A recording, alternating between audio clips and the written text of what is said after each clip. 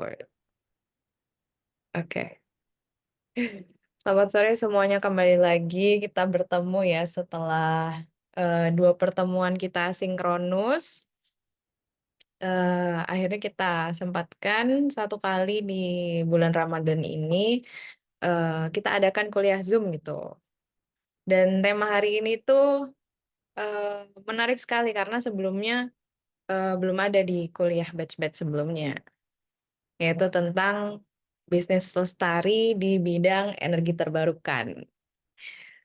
Oke, di sini kita sudah kedatangan narasumber. Hari ini ada Pak Antoni Utomo, yaitu founder dari Utomo Solar RUB. Selamat sore, Pak. Halo, selamat sore Mbak Selamat Salsa, sore. Selamat Bu datang Dewi, di teman-teman. perkuliahan Apindo. Wih, David Baik. Beckham. Kali ini aku kenalan sama David Beckham hari ini. Up, Wong Cipto Galo lagi. Iya. Oke. Selamat sore juga Ibu Dewi Maisari sebagai fasilitator dan moderator hari ini. Sore semuanya, ngabuburit. Selamat ngabuburit sambil belajar. Yes, betul. Oke, mungkin kita bisa mulai aja ya, Bu ya. Yuk, langsung aja. Kita langsung menuju ke pemaparan dari Pak Antoni dulu, nanti kita lanjutkan dengan tanya jawab dari mahasiswa. Oke. Mungkin sebelumnya saya kasih informasi singkat sedikit ya, Salsa sebelum ke Tony. Teman-teman di sini tuh belajar cara membangun bisnis lestari, Mas. Ini program Apindo yang sudah berjalan ke semester 3 nih. Ini udah semester ketiga. Nah, total pesertanya tuh hampir 500 orang, di atas 400 ya dari 3 batch ini. Nah, sebenarnya jadwal aslinya itu malam. Jam 7, Kamis jam 7. Cuma karena sekarang tuh Ramadan terus taraweh, jadi sore. Nah, biasanya 100 lebih yang aktif di Zoom. Kalau kuliah tuh hari ini sore jadi 30-an doang. Mungkin karena masih ya seperti Salsa bilang tadi, jadi nabrak-nabrak sama jadwal kuliah inti mereka gitu loh. Nah, namun hasil rekaman Zoom kita ini akan kita upload Mas ke YouTube, Mas. Nah, jadi ilmu dari Mas Antoni akan mudah-mudahan bisa diakses siapa saja setelah sesi ini. Nah, tujuannya nih pengen utamanya kemarin, kayaknya udah saatnya memperkenalkan mahasiswa dengan ada loh ini bisnis di bidang energi, tapi jangan mikirin minyak bumi, mikirin yang bonusnya modalnya mesti triliunan, butuh ini. Nah, jangan-jangan ada peluang-peluang yang sebenarnya lebih mudah nih untuk dimulai oleh anak muda. Seperti yang tadi saya udah WA juga ke Mas Antoni tadi ya, Mas. Nah, tanpa banyak basa-basi, monggo Mas.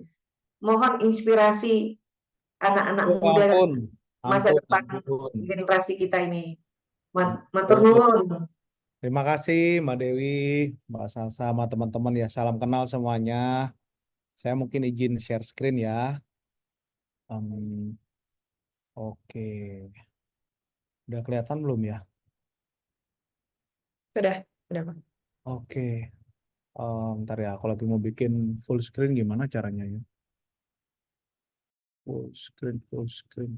Intel full screen. Oke, udah full screen ya. Baik, hmm, teman-teman semua, salam kenal. Diperintah sama Mbak Dewi. Pakai seragamnya juga udah seragam Apindo Mbak Dewi. Jadi udah pokoknya kita gaspol lah. Sebelumnya terima kasih juga ya ke teman-teman udah meluangkan waktu lah untuk sharing-sharing bareng saya. Saya juga pengen belajar sih dalam dunia kita itu kan disciple is a lifelong journey katanya. Jadi kita terus belajar karena kita nggak pernah tahu ada ilmu dan ilmu apa yang bisa kita dapat dengan berinteraksi dengan orang lain. Jadi mungkin sekedar perkenalan, saya memang saat ini banyak berkecimpung di dunia energi terbarukan. Sejak tahun lalu dapat amanah juga sebagai konsul kehormatan Republik Mauritius. Jadi memang agak campur sari lah dalam kegiatan organisasi maupun perusahaan. Saya sendiri orang Surabaya, teman-teman. Jadi kalau kebetulan teman-teman ada yang main ke Surabaya, nanti saya akan bagi nomor saya. Boleh kita ngopi-ngopi atau saling kopdar. Karena menurut saya ya nggak akan pernah putus sepanjang kita jalin terus-menerus untuk kepentingan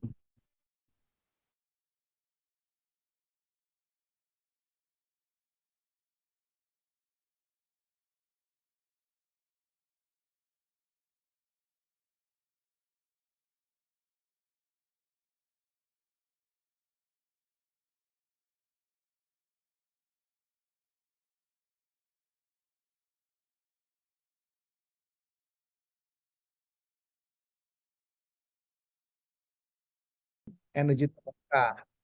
Jadi seperti teman-teman tahu, gambar di atas ini kan gambar atap ya. Jadi kebetulan ayah saya itu adalah salah satu founder perusahaan yang namanya Utomodek. Pada saat awal saya berkarir, memang menurut beberapa orang atap ini bukan sesuatu yang menarik karena hanya untuk menutup bangunan saja. Ternyata tanpa kita ketahui Indonesia itu luas sekali ya teman-teman ya. Jadi tidak hanya menutup sebuah bangunan, atap itu ternyata memiliki sebuah posisi strategis dalam pengembangan energi terbarukan kita. Tanpa kita sadar, sepanjang kita itu memiliki rumah dan bangunan pabrik misalnya, itu kita bisa mendapatkan dan memanfaatkan nilai keekonomisan dari bangunan tersebut. Yang paling gampang, ya dengan memanfaatkan PLTS atau pembangkit listrik tenaga surya. Sejak tahun lalu, kami juga masuk ke dalam industri charging station. Nah, ini kalau teman-teman mau mudik, ini adalah mudik pertama kali yang akan menguji kehandalan infrastruktur penopang mobilitas bersih kita. Karena pemerintah dan pelaku usaha seperti PLN maupun swasta seperti kami itu sekarang berlomba-lomba nih teman-teman. Saat kita ngobrol ini, tim saya ada masang mungkin 8 lokasi untuk charging station guna memastikan masyarakat tidak ada yang menjadi fakir listrik. Nah, apakah fakir listrik itu? Kalau kita fakir data takut, sekarang kendaraan berlistrik jadi fakir listrik juga takut. Artinya, dalam konteks mobilitas kita saat bermudik dan lain-lain, ya memang pemerintah punya concern yang tinggi untuk memastikan supaya akses listrik ini dapat dijangkau, dinikmati, terutama dengan meningkatnya kendaraan berbasis elektrik atau EV yang makin banyak di Indonesia. Selain itu, kami juga ada inisiatif namanya Akademi Atap. Nah, di Akademi Atap ini tadi Mbak Dewi sudah WA dikit. Jadi memang kita mendorong agar banyak orang-orang yang mau belajar bagaimana sih cara berwirausaha, menjadi pengusaha atau bahasa Jawanya itu juragan. Nah, gimana caranya jadi juragan atap? Bagaimana meraih peluang-peluang yang ada di sekeliling kita dengan banyaknya pembangunan-pembangunan di provinsi maupun kota kabupaten di Indonesia. Yang terakhir, ini yang saya sih sangat terkait dengan PLTS. Jadi teman-teman kita tuh dorong untuk jadi solarpreneur. Syukur-syukur setelah event hari ini ada punya inspirasi. Tidak harus dilakukan hari ini pun is okay. Tapi begitu kita percaya sebuah konsep itu bisa jadi keniscayaan, ya ayo kita cari jalan supaya kita bisa memulai sesuatu, meringankan beban orang tua, syukur-syukur malah memperkerjakan atau menciptakan nilai ekonomi di lingkungan kita. Nah, mungkin saya share sedikit aja. Utomo solar roof ya, kita nyebutnya solar roof. Kenapa roof? Karena ada kadang-kadang yang solar UV, ada yang RUV, tapi saya sih menyebutnya solar roof. Nama ini sebetulnya kita ambil dari rooftop, karena roof itu kan bagian dari bangunan yang sering tidak difungsikan. Padahal bisa kita manfaatkan sampai dengan menghasilkan listrik atau bahkan mengurangi biaya kita. Nah, Utomo Solar Roof ini memang kebetulan bagian dari Utomodek ya, tadi kami udah cerita. Tapi saya memulai inisiatif ini karena melihat Indonesia ini punya potensi luar biasa besar, teman-teman. Kita itu punya yang namanya cuaca di iklim tropis, yang dalam konteks eh, iradiasi maupun energi yang bisa dipanen itu salah satu yang terbaik di dunia. Seperti kita ketahui di Amerika, di Cina itu sudah banyak sekali yang menggunakan pembangkit listrik solar cell. Bahkan di lokasi itu karena punya 4 musim, mereka itu menggunakan tracker untuk mengejar.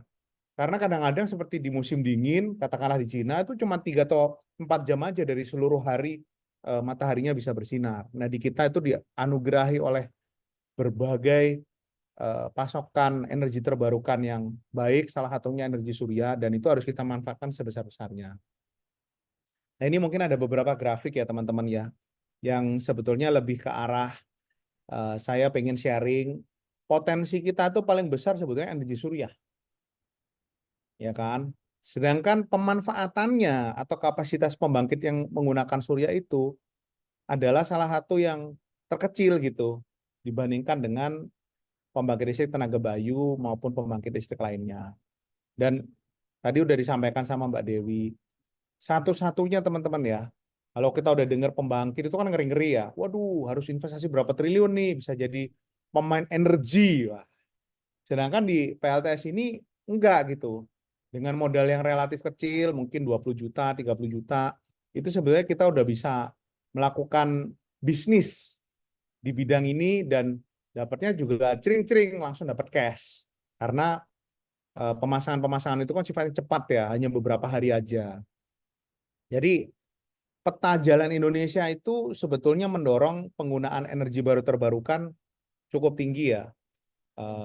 Tapi pada prinsipnya pemanfaatannya masih rendah.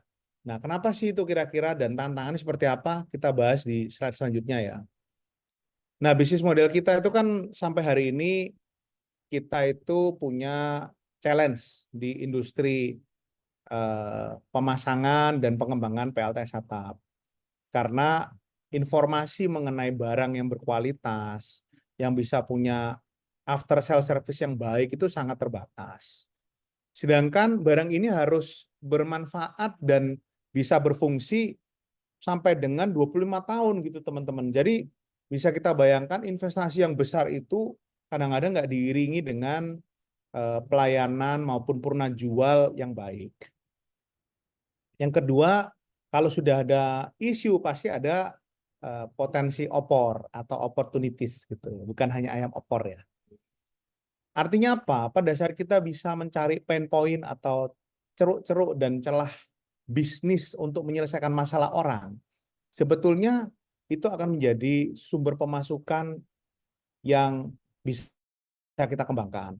Jadi pada saat kita bisa memberikan solusi ke konsumen, itu sebetulnya dari segi industri sebenarnya udah banyak teman-teman yang mau pakai. Kenapa? Karena di dalam segmen industri ini banyak sekali perusahaan yang sudah diberi mandat. Apa mandat itu? Artinya oleh konsumen-konsumennya, kebanyakan sih konsumen yang ekspor ya atau konsumen di luar Indonesia. Mereka tuh sudah diberi sebuah standar untuk menggunakan energi-energi yang terbarukan. Meskipun nggak bisa 100%, tapi minimal sudah ada bauran energinya. Nah, dalam konteks itu, satu-satunya yang paling gampang itu adalah pemasangan solar. Meskipun kita bisa juga ya inisiatif lain, misalnya waste management atau energi efisiensi dan lain-lain. Nah, kebetulan di Utomo Solar Roof, karena kita punya sedikit pengalaman di atap, karena itu kita bisa membantu memberikan solusi tersebut dengan cara-cara yang sifatnya praktis dan bisa langsung diaplikasikan di masyarakat. Nah, kita sekarang juga punya tantangan-tantangan sebetulnya, karena seperti kita ketahui, sampai hari ini itu banyak sekali energi fosil atau ancient light kalau kita bilang, yang mendominasi bauran energi primer di Indonesia. Dan tentunya mengedukasi orang itu kan nggak semudah membalikkan telapak tangan ya. Pastinya kita akan dapat tantangan yang eh, apa namanya tidak mudah dilalui, harus meyakinkan orang, dan ujung-ujungnya ya harus bisa membeli value atau nilai terhadap konsumen yang mau mencari produk maupun jasa tersebut. Channel-channel kita gimana sih? Channel kita itu ada macam-macam. Ada mulai direct sales atau indirect sales. Jadi indirect sales ini kami juga banyak sekali punya mitra-mitra untuk merefer jasa dan layanan kami. Kita juga sekarang sudah mulai menggunakan e-commerce ya teman-teman ya. Jadi kita manfaatkan Tokopedia atau Shopee untuk mengkomunikasikan jasa dan layanan kita dan memiliki pembeda dengan penyedia-penyedia lain. Nah, kalau teman-teman mau memulai bisnis, tentu harus dipikirkan apa sih kira-kira segmentasi yang mau kita tuju. Kemudian cost structure-nya bagaimana? Tentu awal-awal ya kita jadi Superman ya, melakukan segala sesuatu sendiri. Kemudian kita mencoba mendorong dengan pemasaran ke teman-teman yang kita kenal. Nah, tapi ujung-ujungnya memang kita nggak boleh hanya bersandar ke nomor yang ada di handphone kita. Nah, ini gimana kita bisa keluar dari zona nyaman itu? Bagaimana orang yang nggak kenal itu mau percaya ke jasa dan layanan kita? Tentu ini adalah siklus pertama yang harus kita lalui. Nah, itu Mbak Dewi pengalamannya luar biasa tuh ke teman-teman UMKM maupun perusahaan yang sudah beroperasi. Tapi kalau saya boleh cerita sedikit pengalaman kami, 3 tahun pertama itu, waduh, pontang-panting teman-teman. Karena kita ingat ya di Indonesia itu kan solar itu dulu dianggap barang mewah yang hanya bisa dimiliki kalau enggak rumah mewah banget, pembangkit listrik yang size-nya itu besar-besar gitu. Jadi pada saat pertama kali kita memberikan layanan PLTS, itu yang terjadi banyak orang itu memiliki imajinasi terhadap PLTS, itu harus ada baterainya, nanti lokasinya berapa besar dan lain-lain. Nah, ini adalah proses edukasi pasar yang nggak mudah gitu. Saya boleh cerita dari 8 tahun pengalaman kami di PLTS ya teman-teman. 3 tahun pertama itu edukasi melulu, kasih proposal terus. Tiap hari itu bikin proposal yang balik itu bisa dihitung jari. Tapi ya itulah mungkin ada hikmahnya. Justru di situ kita tuh makin ngerti ya, oh segmen ini ternyata nggak pas loh. Oh ternyata kalau kita ke orang yang tidak punya concern terhadap ekonomi hijau, terhadap ESG, itu mungkin segmennya kita lain gitu. Jadi saya rasa perjalanan-perjalanan itu memang juga ada momentum. Apa yang dimaksud dengan momentum? Tahun 2018, jadi sekitar 6 tahun silam ya teman-teman ya, itu ada sebuah belir atau aturan baru yang memperbolehkan orang untuk pasang PLTS atap atau solar cell. Sebelumnya masih goib, ada yang sudah pasang itu didatangi oleh oknum lah ya kalau saya bilang, yang menanyakan loh ini kan pembangkit listrik, izin-izinnya mana, amdalnya mana dan lain-lain. Nah ini saya rasa proses pembelajaran tidak hanya untuk kita selaku pelaku usaha, tapi juga untuk regulator gitu kan. Ini juga berlaku untuk misalnya stakeholder industri lainnya. Sampai dengan hari ini. Nah, revenue stream-nya dapat dari mana nih? Jadi kita pastinya kan ada training, kita juga ada yang namanya jasa pemasangan, dan ujung-ujungnya tentu kita mendorong agar bisa terciptanya ekosistem ya teman-temannya. Jadi kebetulan di Solaroof itu kami percaya dengan kekuatan ekosistem. Jadi kolaborasi itu bukan menjadi suatu hal yang diharamkan gitu. Kalau bisa kita malah ada namanya co-opetition. Kadang-kadang cooperation di satu segmen, di segmen lain competition is okay. Yang penting secara industri kuenya itu membesar. Oke, aku izin lanjut.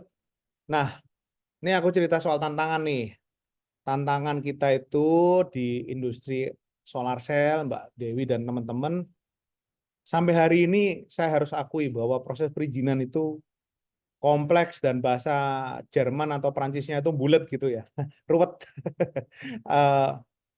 Yang kedua, memang ada konsep di masyarakat bahwa transisi itu biayanya lebih mahal dibandingkan dengan sumber energi kotor. Dan tantangan-tantangan lain ya kadang-kadang kita lihatnya, waduh bagus sih dapat order nih. Ternyata lokasinya itu susah gitu teman-teman, kabelnya jauh banget. Dan kita harus ngelobangin atap yang ternyata kondisi strukturnya sudah nggak kuat dan lain-lain. Nah ini yang kita juga agak sayangkan karena Indonesia ini kadang-kadang kan di awal-awal kita berusaha ini seneng gitu ya, dapat order, wah semangat, langsung diterima. Ternyata boncos karena kita tidak memiliki konteks yang utuh mengenai objek pekerjaan yang mau dilakukan.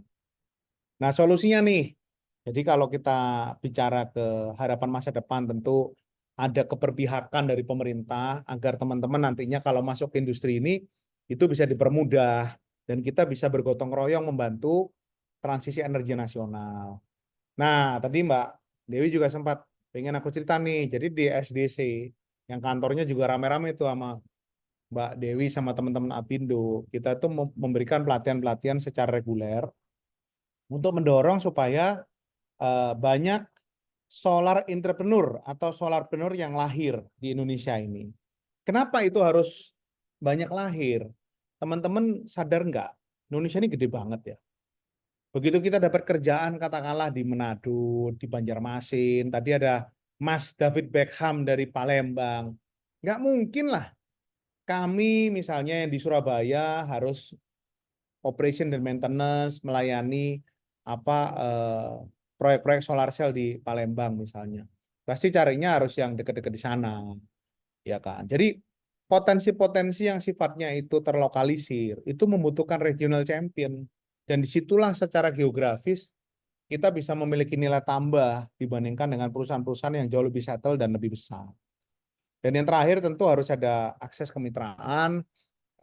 Ini juga kami lakukan. Jadi Solaroof itu tidak bekerja sendiri ya, teman-teman. Kami bekerja dengan banyak mitra sepanjang memang proyek itu bisa dikerjakan dan dikembangkan bersama.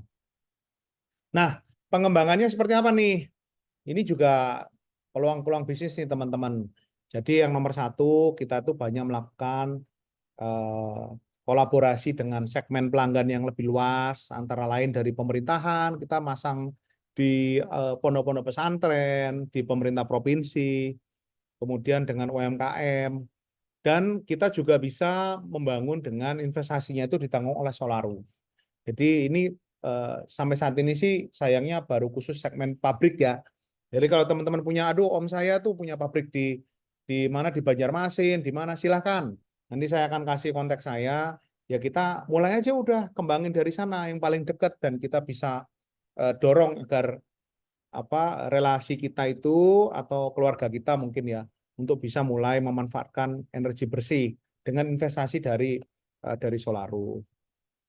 Kedua, sebenarnya masih sejalan, jadi kita akan coba kembangkan ya Bu Dewi ya. Kita ingin semakin banyak lah orang yang tertarik terjun ke industri ini bukan hanya gagah-gagahan, tapi memang dibutuhkan gitu oleh ekosistem di Indonesia.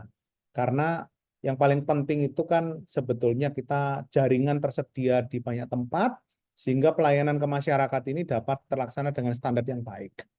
Dan yang terakhir ya penyediaan paketnya ini harus berkualitas. Dan disitulah saya kira Solaroof sebagai mitra produsen global ya, kita ada beberapa merek global yang sudah memiliki sertifikasi internasional bisa menjamin, sehingga kalau ada apa-apa kita nggak perlu takut lah akan perusahaan yang abal-abal atau tidak bertanggung jawab.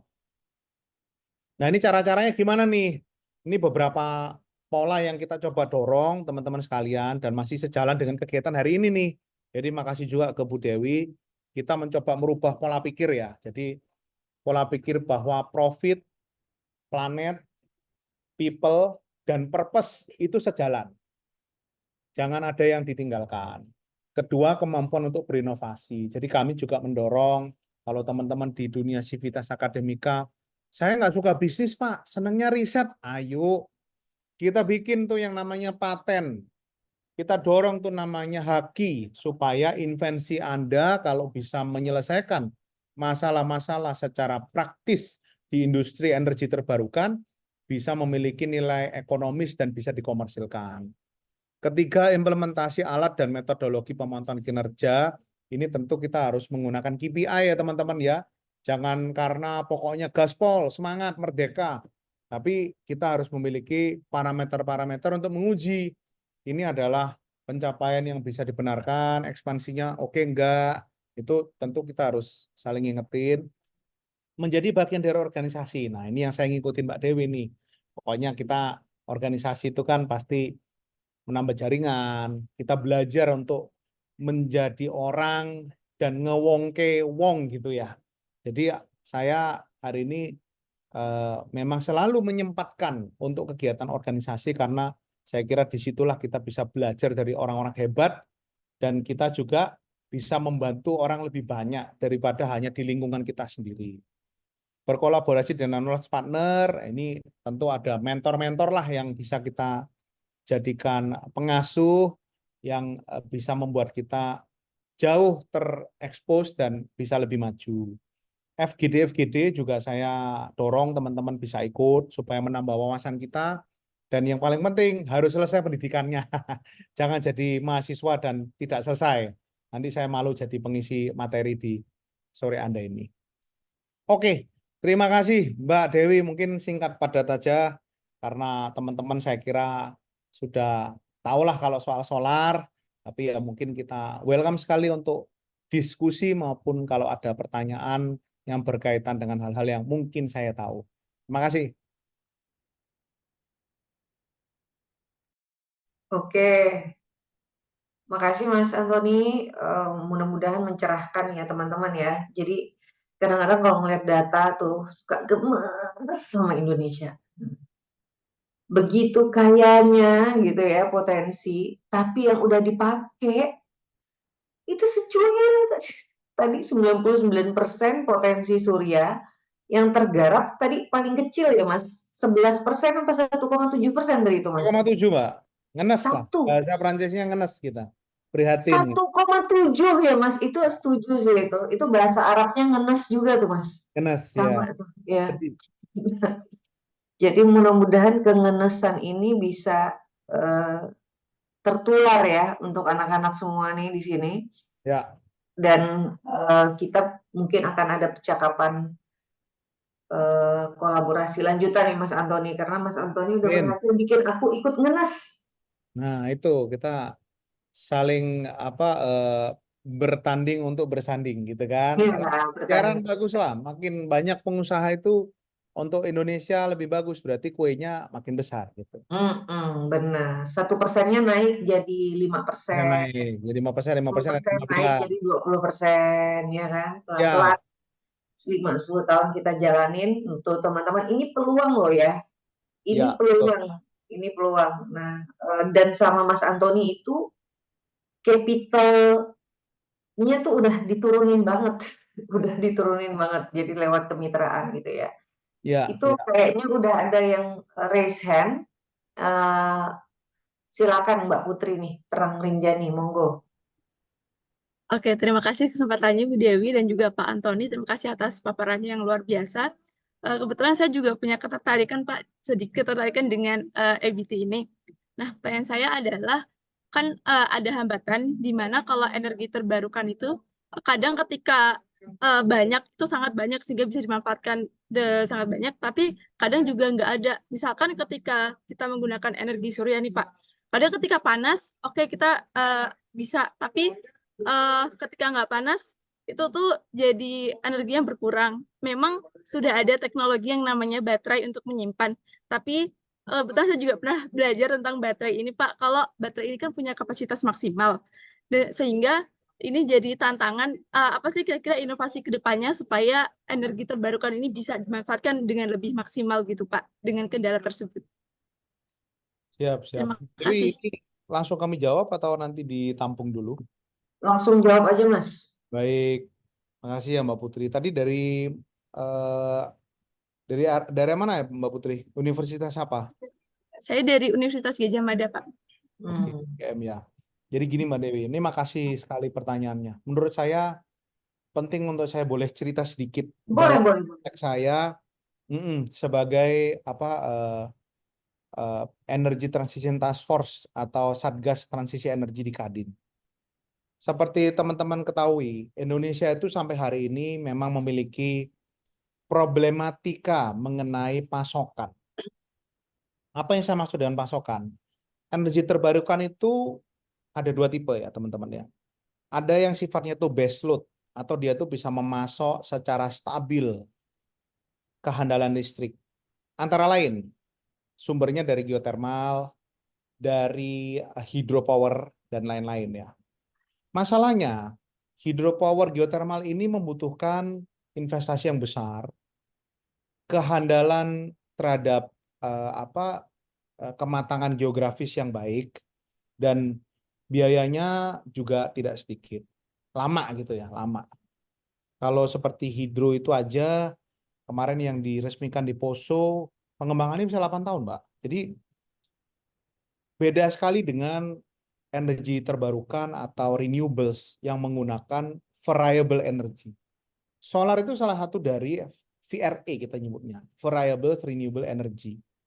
Isunya terhadap solar, wind itu satu, seperti yang Mbak Putri bilang, ada namanya intermitensi. Jadi pada saat naik turunnya itu terlalu tajam, harus ada yang memasok kehandalan. Disitulah PLN hadir. Dengan energi setengah kotornya, karena dia banyak didominasi oleh PLTU. Nah, tapi apakah VRE ini memiliki kelebihan? Kelebihannya dia cepat, dia murah.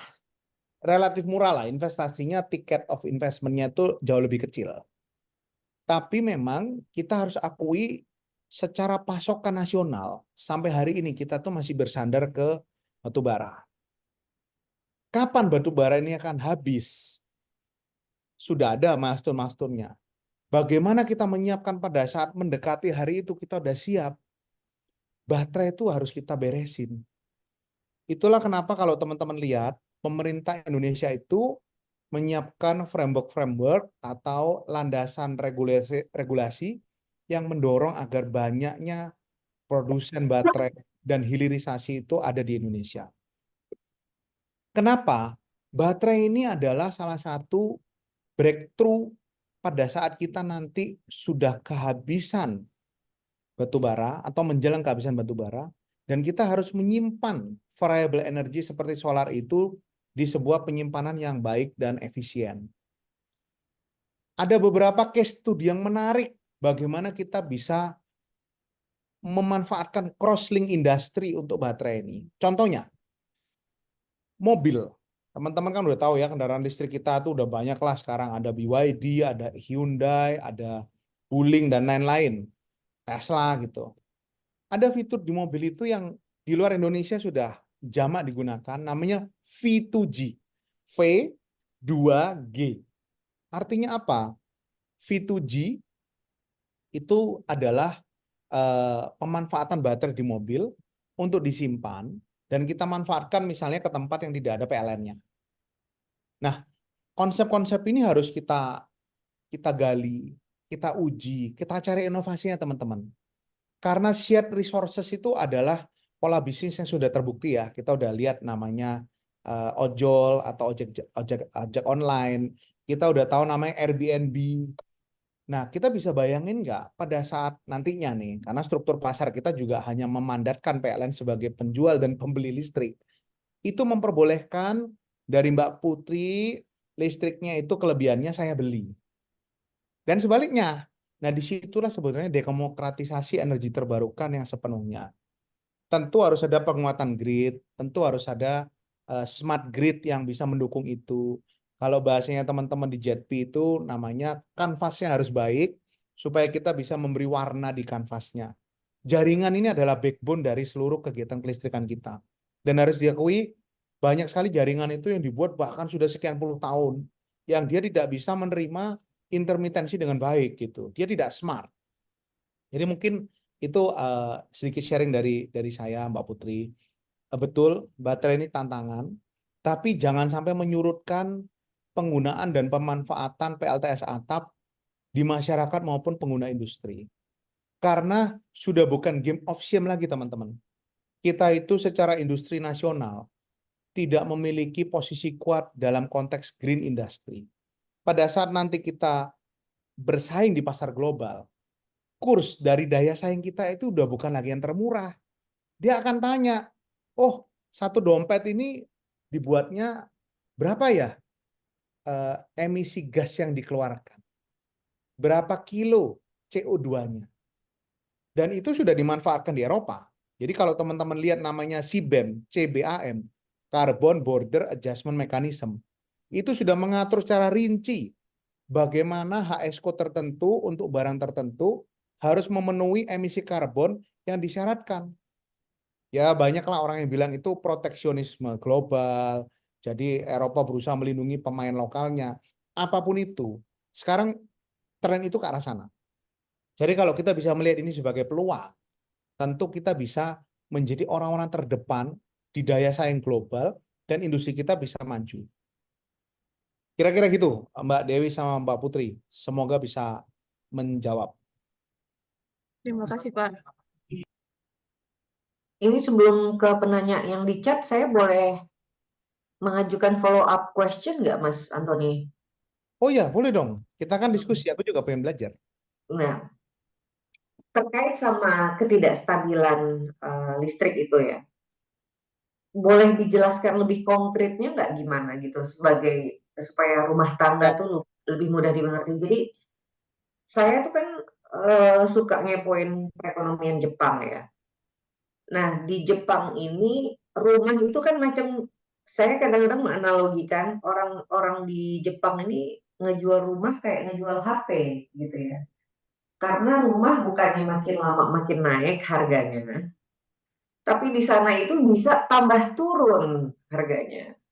Harga rumah itu ada masa gunanya karena suka dibom terus dibangun baru gitu ya. Jadi ketika rumah yang udah terlalu lama, teknologi toiletnya, teknologi pintunya, teknologi lampunya, teknologi sumber daya energinya itu udah ada rumah dengan teknologi baru, maka rumah dengan teknologi lama jadi turun harganya. Jadi dia kayak beneran kayak asli lah di negara hancur banget terlalu advance market propertinya gitu loh. Nah, sampai saya terpapar sama sebuah dokumenter yang membahas soal rumah di Jepang yang punya gardu listriknya masing-masing.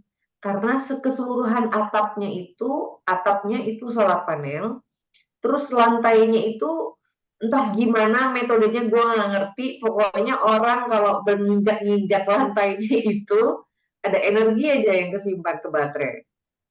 Terus sehingga dia sebagai rumah itu dia dibuat sebagai ekosistem listrik supaya bisa memenuhi listriknya sendiri gitu. Nah, akibatnya kan orang jadi secara rumah tangga melihatnya kalau saya beli rumah ini, saya jadi nggak perlu bayar lagi listrik bulanan ke PLN mana.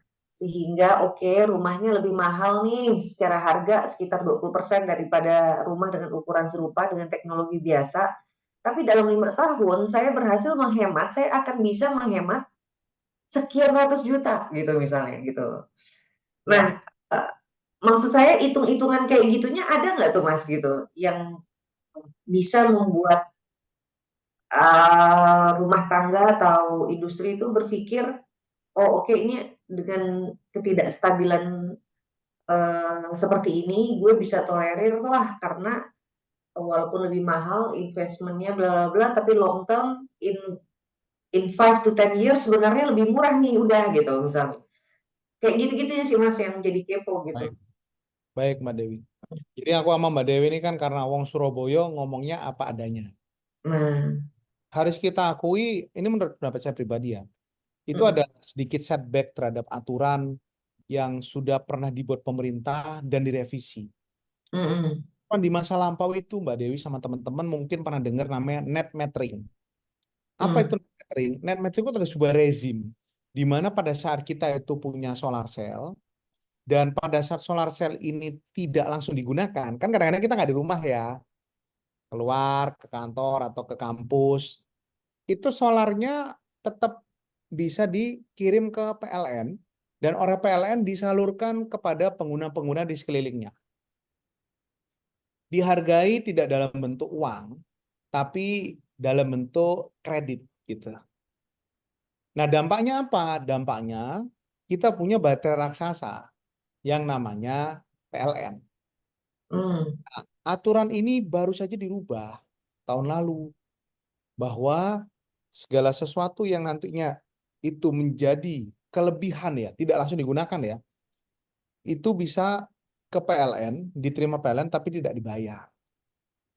Nah, dampaknya apa? Berarti yang tadinya kita udah hitung-hitungan kayak Mbak Dewi bilang, oh iya ini pokoknya kalau saya pakai ya syukuran, alhamdulillah. Kalau nggak bisa dipakai, dapat keekonomisan kan, kita dapat uang kan, meskipun itu nggak dapat dalam bentuk kontan, tapi dalam bentuk kredit ya, didiskon ke bulan-bulan selanjutnya.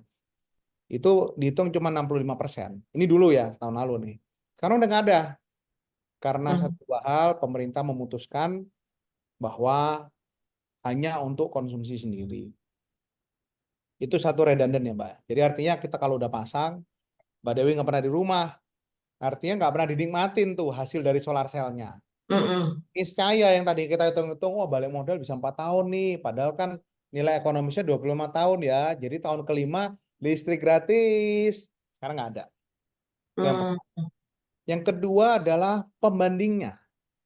Pembanding kita itu teman-teman, di Indonesia, itu adalah salah satu negara yang paling murah menjual listrik. Nah, di satu sisi kita bersyukur nih, Anda bisa membayar listrik dengan harga yang terjangkau dan itu menopang perekonomian khususnya bagi masyarakat umum. Masalahnya pilihannya nggak ada. Artinya pada saat nantinya orang-orang mau menggunakan energi yang hijau, yang pasokannya itu dari PLN. Ini kan solar cell yang pakai ada dua nih. Satu adalah pengguna langsung, satunya lagi adalah PLN. Nah, kalau PLN tentu lebih besar lah ya, bentuknya itu solar farm. Kalau teman-teman pernah dengar proyek PLTS Cirata, itu gede banget. Saya pernah lihat ke sana sepanjang mata melihat di danau, semuanya itu terbirukan. Solar cell semua. Kalau yang disuplai PLN, saya maunya cuma disuplai sama yang bersih. Nggak bisa. Ya pokoknya dalam jaringan, a grid is a grid. Kalau di luar negeri, itu ada belet-belet yang namanya virtual power plant atau green tarif. Jadi kita selaku pabrik nih, itu bisa milih. Aku mau dong yang pakai green, lebih mahal. Nggak apa-apa, tapi saya mau pakai. Kalau yang murah ya kotor, yang hijau atau bersih ya lebih mahal. Pilihan nggak ada, itu yang kedua.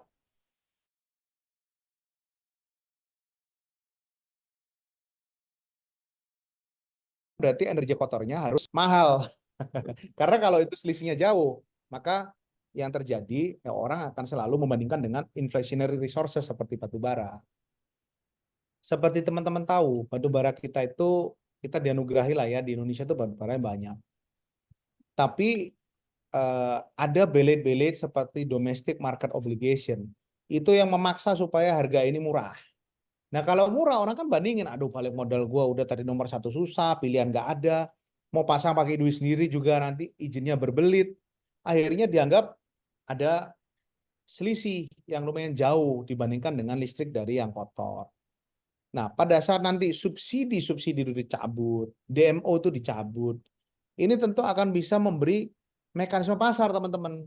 Orang yang mikir kan, oh iya ya, gue kalau beli listrik dari PLN sama dari pakai solar saya sendiri, tapi modal di depan ya, kita taruh duit ya. Ternyata lebih efisien nih pakai solar. Gitu. Nah, dari 3 aspek itu, saya masuk ke pertanyaan Mbak Dewi. Kenapa sih kok bisa ada yang namanya intermitensi? Solar itu Mbak Dewi, harus kita fair. Sumbernya adalah energi yang azaskan atau berbasis weather atau cuaca. Nah, cuaca ini kan yang bisa mengatur hanya Yang Maha Kuasa. Kadang hujan, kadang enggak. Apakah itu jadi masalah? Seharusnya tidak.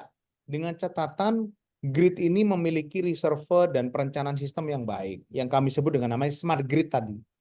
Smart grid itu apa? Jadi pada saat nanti ada lonjakan naik turun, tetap PLN itu bisa mendukung pasokan sehingga kita selaku pengguna kayak kita lagi nge-zoom nih, itu nggak kerasa sama sekali ada perubahannya. Masalahnya sampai saat ini menurut PLN oversupply dia tidak bisa mendukung transisi untuk ke solar itu tanpa kendali. Makanya rezim dari net metering tadi hari ini itu namanya kuota. Jadi kalau kita mau masang, kita mesti minta kuota dulu Mbak Dewi. Oh, di daerahnya Mbak Dewi rumahnya bisa dipasang buat 100 rumah. Ya udah, kita bisa pasang sampai dengan rumah ke 100. rumah ke 101, dia harus menunggu PLN untuk memodernisasi supaya jaringannya di sana bisa lebih tahan apabila ada naik turunnya solar cell ke 101 tadi. Kira-kira konsepnya itu. Jadi memang industri ini masih memiliki banyak tantangan, tapi perkembangannya juga cukup pesat. Apa yang saya sampaikan ini supaya teman-teman juga dapat wawasan yang komprehensif, karena kalau kita mau berbisnis, mitigasi resiko itu tentu harus menjadi salah satu yang kita pertimbangkan dengan matang. Ya, ya, ya. Matur nuwun Mas Antoni, saya jadi ingat waktu kuliah di Norwegia dulu ya. Itu kalau di Norwegia itu BUMN-nya, State Owned Statkraft kalau nggak salah namanya itu hanya fokus mengurusi transmisi listrik. Nah, jadi kabel yang menghubungkan transmisi menghubungkan antar gardu dari gardu utama dari pembangkit sampai gardu-gardu ke rumah-rumah itu diurus sama negara. Ya, Tapi power plant-nya, pembangkit listriknya, itu swasta bisa masuk. ya, Terus dari distribusi retailnya, dari gardu ke saluran-saluran ke rumah-rumah, itu juga swasta bisa masuk. ya, ya. Waktu di bill itu, kita bisa milih seperti yang Mas bilang, mau dari power plant yang mana. Kalau transmisi udah pasti fix biayanya dari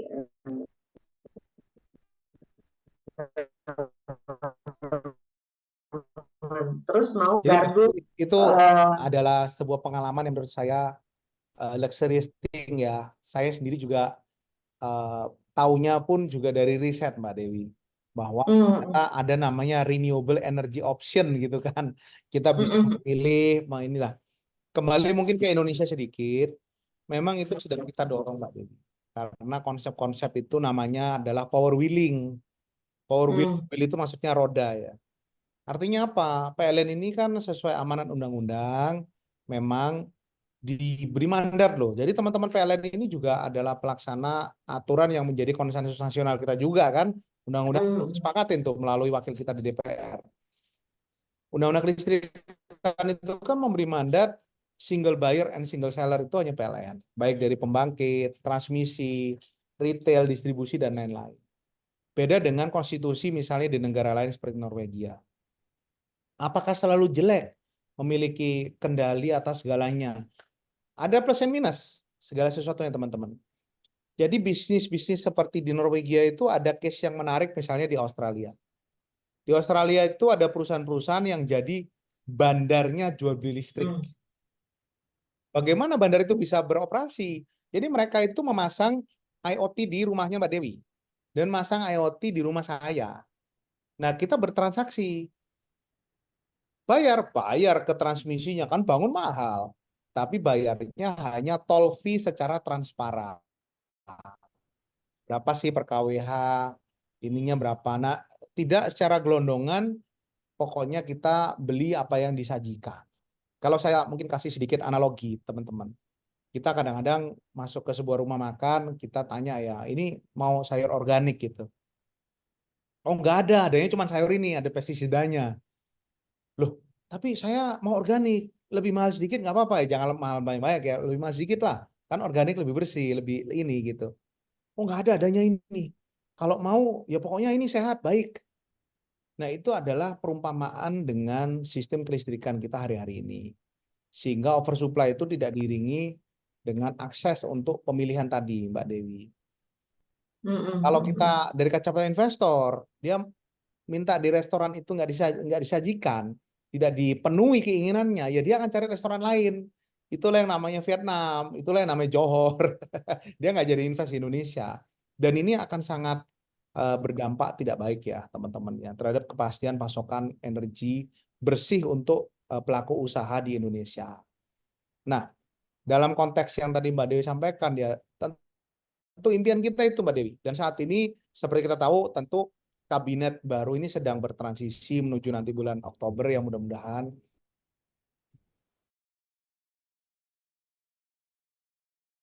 Komisi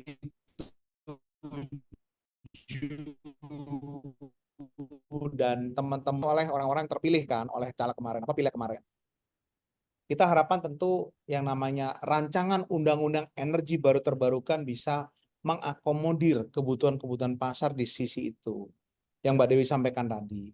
Dampaknya bagaimana kalau industrinya berkembang? Tentu teman-teman yang ikut hari ini bisa mengambil peran di dalam industri yang berkembang tadi. Jadi kira-kira gitu Mbak Dewi. Ini kayaknya di chat udah banyak yang nanya nih Mbak Dewi. Iya, lanjut di chat aja, Siap. Mas. Kita lanjut di chat ya. Siap. Dari Mbak Wahyu, buat Pak Antoni, kalau tahun lalu saya dan tim mendampingi petani menggunakan panel surya. Wah, keren. Sayangnya biaya dan peralatan untuk membuat panel mahal, tidak sebanding dengan kemampuan petani dalam merawatnya.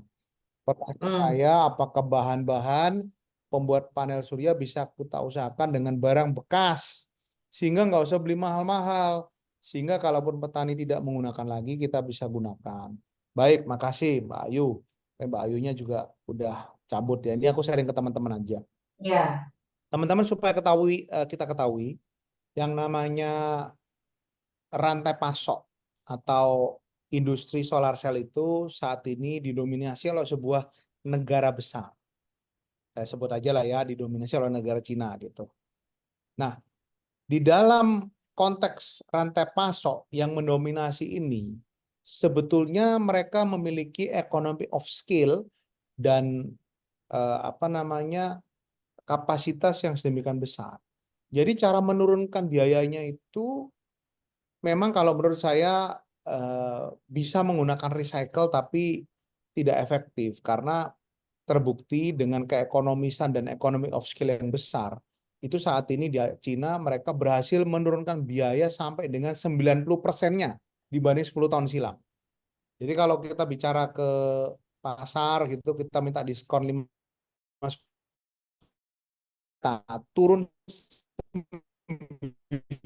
90%-nya. Hanya karena itu tadi inovasi,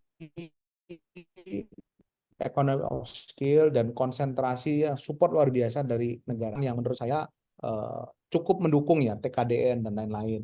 Tapi memang sampai sekarang belum ada pemain kelas dunia yang menancapkan giginya di Indonesia. Karena berbagai faktor lah ya, mungkin penegakan hukum atau investasinya menurut mereka nggak menarik. Dan pasar, setiap orang ketemu saya di Apindo, di Kadin selalu tanya, pasar Indonesia kenapa sih kok nggak besar? Kenapa sih kok kita nggak bisa dapat segmen solar cell yang baik? Jadi ini memang salah satu tantangan kita bersama teman-teman. Pada saat nanti semakin banyak yang menggunakan, ya harapan kita rantai pasok di Indonesia ini juga bisa kita perkuat Mbak Dewi. Kalau enggak, kita hanya jadi pasar gitu. Dan ketahanan nasional energi kita itu akhirnya tergantung dengan satu negara adidaya tertentu. Teman-teman bayangkan aja, kalau satu hari negara tersebut mogok ekspor, aku nggak mau deh ekspor solar cell, karena kayaknya di dalam negerinya masih butuh, kurang. Ngapain ekspor ke Indonesia? Kita harus mengamankan pasokan energi security kita. Ya kan, energi trilema kalau teman-teman ada yang belajar energi kan ada affordability, reliability, security gitu kan. Jadi ini adalah konteks yang mungkin nggak bisa kita kotakkan hanya dalam segi bisnis. Karena ada aspek geopolitik, ada aspek regulasi, yang nantinya itu harus kita dorong supaya industrialisasi itu di Indonesia juga makin baik. Nah, sayangnya Mbak Ayu tadi udah nggak ada. Kalau nggak saya juga pengen tanya, kira-kira kenapa sih kok bisa sampai nggak termanfaatkan dengan petani? Kan faktornya nggak harus melulu dari harga ya Mbak ya. Bisa saja mungkin masalah implementasinya nggak tepat. Atau mungkin secara teknologi sudah obsolete. Karena teknologi ini juga sangat banyak bergerak ya teman-teman ya di solar cell ini. Tapi cepat juga ya ini si solar panel nih ya teknologinya ya. Iya, cepat Mbak Dewi. Jadi bisa bisa berubah dan kita kadang-kadang sama seperti handphone ya. Setelah setahun, waduh, yang tipe itu sudah obsolete, ada tipe lain lagi yang baru. Aku lanjutin ya Mbak ya. Ini ada pertanyaan Ya, ya, lanjut. dari Mbak Siti. Kalau perawatan solar cell yang efektif, bagaimana? Seringkali jika ada bantuan pemasangan, kendalanya adalah perawatannya. Masuk itu barang Mbak Siti. Jadi saya juga mau sharing ke teman-teman. Betul sekali. Salah satu isu terhadap bantuan CSR atau mungkin bahkan bantuan pemerintah ya, itu adalah di perawatan. Nah, saya melihat itu dari dua sisi. Bisa menjadi tantangan, bisa menjadi peluang. Kalau teman-teman bisa melihat ini sebagai peluang, kan nggak mungkin kita minta dari Jakarta datang misalnya ke Gorontalo atau kemana untuk perawatan. Itu adalah peluang bisnis. Kalau kita bisa ngambil peluang itu dengan memberikan pelayanan yang baik. Ada standarnya nggak? Ada. Jadi Indonesia itu udah ada SNI-nya untuk operation maintenance. Nanti kapan-kapan bisa WA saya. Saya akan sharing. Mbak Sekar, silakan. Kayaknya udah naik tangannya. Ini ibarat tuh kayak, ini sorry saya komen dikit ya, ibarat tuh gara-gara AC ngetop, akhirnya muncul bisnis servis AC kan gitu kan? Top. Bener nggak Mas Antoni? Masuk. Tapi ada Iya. khusus soal AC ya, aku mungkin komentar. Yang kita Mm. jaga juga tentu yang mau masuk ke industri ini harus tersertifikasi Iya, dan memiliki kompetensi sertifikatnya. yang baik. Jangan sampai Benar. jago pasang AC, begitu ada peluang bisnis, pokoknya asal comot. Ya kan, begitu cuman bisa Mm. reparasi kulkas, ditanyain tetangga, kayaknya lu bisa deh ini benerin solar cell. Oh iya, iya, pokoknya iya aja. Begitu satu Mm. aja gambar ya teman-teman ya. Satu gambar. Solar cell kebakar viral, udah deh. Habis industri. Itu yang sebenarnya kita Mm. jaga sama teman-teman pelaku usaha. Yuk Mm. kita gedein dengan cara yang benar sehingga kita bisa menjaga marwah dan tentunya kepercayaan masyarakat terhadap sumber energi PLTS ini. Mm. Itu Mbak. Ya memang perlu sertifikasi itu. Jadi itu malah jadi peluang. Jadinya anak-anak ya udah ambil sertifikasi perawatan solar cell aja gitu kan. Kalau udah punya sertifikasi itu bisa jualan jasa gitu ya. Oke, Mbak Sekar, monggo Mbak Sekar. Iya, saya mau tanya sebetulnya apa ya, energi terbarukan kan udah lama di Indonesia, cuma gaungnya nggak apa ya, kita sulit pindah gitu loh. Indonesia tuh sulit banget. Kita tuh sulit banget. Saya pribadi juga sulit pindah gitu loh untuk sesuatu yang gampang gitu loh. Yang menurut kita gampang udah ada gitu kita ini.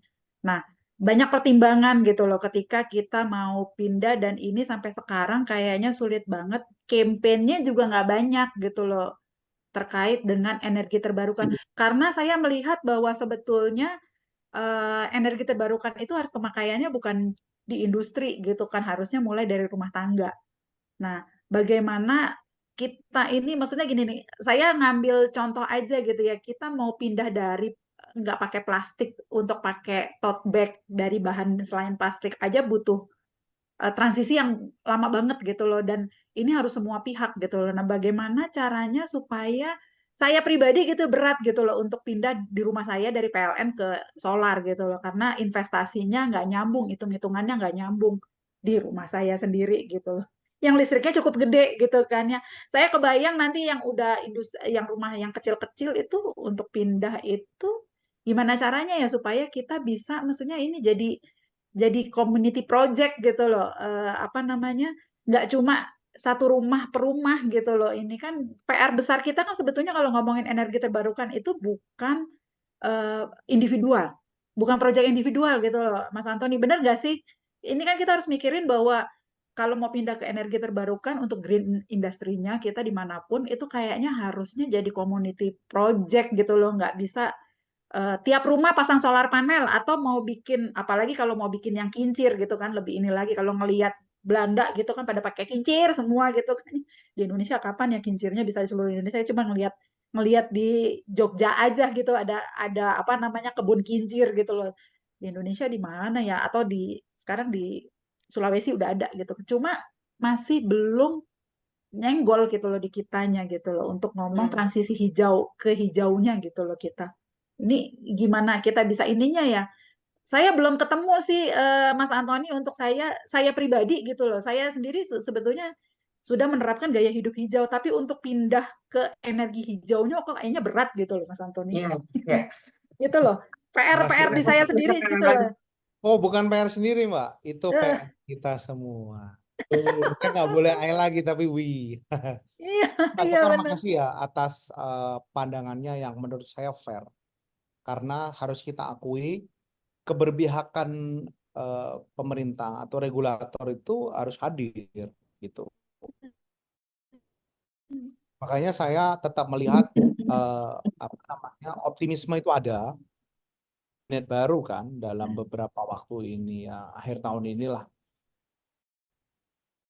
Itu termasuk salah satu policy recommendation yang kita dorong, Mbak Sekar. Artinya apa yang Mbak Sekar sampaikan bahwa share ekonomi, ya kan? Kalau bahasa saya itu community share resources itu harus diberi ruang.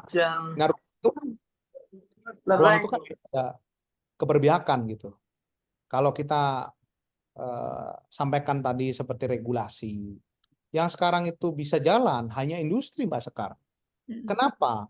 Karena kalau industri itu pada siang hari dia langsung menggunakan. Kalau rumah, ini kan kita kadang bekerja, anak-anak juga mungkin ke sekolah kalau yang punya udah punya anak. Jadi pada siang hari solar itu menghasilkan kira-kira jam 10 sampai jam 2 itu praktis tidak ada yang menggunakan di rumah. Nah, kalau di masa lampau kita punya baterai raksasa namanya PLN kan. Jadi itu bisa dikirim ke PLN, oleh PLN dibantu diteruskan. PLN menjadi go listriknya ya kan, bukan Gojeknya tapi go listrik ke tetangga-tetangga, dan akhirnya masyarakat masih bisa teruntungkan dalam hal investasinya. Nah, dengan adanya belit baru ini kan yang segmen bisa menerima itu hanya yang langsung menggunakan.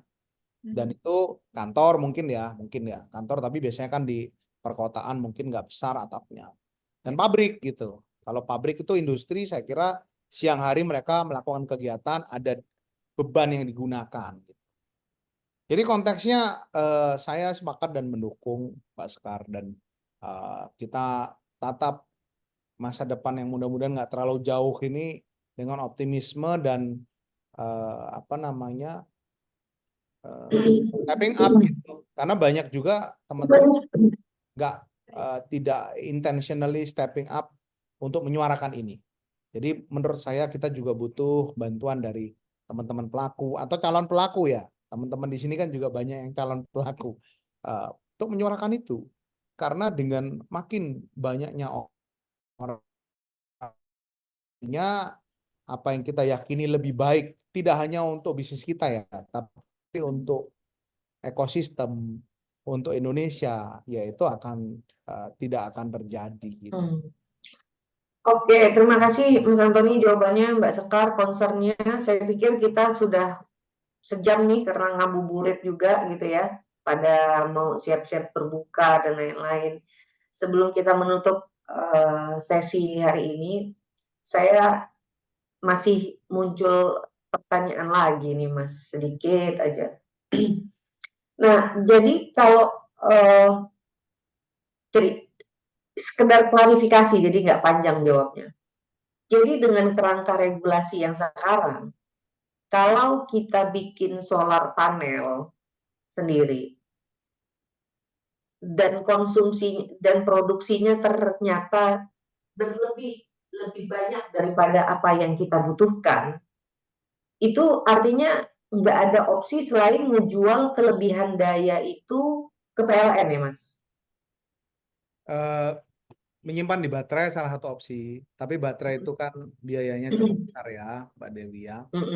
Menjual ke PLN, PLN tidak membeli gitu kan. Jadi memang dengan industri yang regulasinya ini berdampak sekali, itu sampai saat ini pengalaman kami pribadi yang masih make sense untuk menggunakan itu sebetulnya yang langsung digunakan. Itulah seperti kantor, pabrik. Ya langsung digunakan ke dirinya sendiri gitu ya. Yes. Dan mungkin bahasa keren itu self consumption. Nah, cuma